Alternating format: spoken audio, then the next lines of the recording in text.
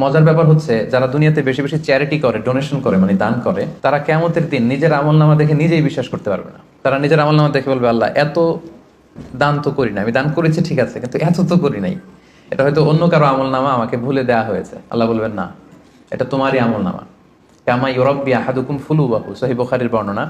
আল্লাহ তাআলা বলেন, গরু যারা পালে যখন বাছুর হয়, উট যারা পালে আরব দেশে যখন উটের বাচ্চা হয়, উটের মালিক খুব খুশি হয়, তখন সেই বাচ্চাটাকে খাইয়ে দাইয়ে পেলে পুষে বড় করে।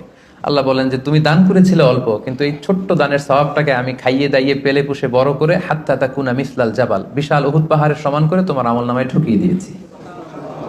সুবহানাল্লাহি বিহামদি। তো ওই সময় যে যদি আপনি বিশাল বিশাল পাহাড়ের সমান সওয়াব দেখেন, আপনি কি সারপ্রাইজ হবেন না? হ্যাঁ, এটা হচ্ছে দ্য বিগেস্ট সারপ্রাইজ। অবাক হয়ে যাবেন আপনি যে দিয়েছিলাম তো 10 রিঙ্গিট, দিয়েছিলাম কত, এখন দেখি যে 10 মিলিয়ন রিঙ্গিট হয়ে গেছে।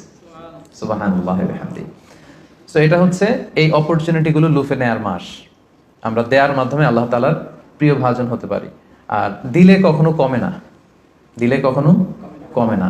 হাদিসে কুদসিতে আল্লাহ বলেন, আনফিক উনফিকা আলাইক, ইবনা আদম আনফিক, তুমি দান করো, উনফিকা আলাইক, আমি তোমাকে দেব, তুমি দাও তাহলে আমি তোমারে দেব।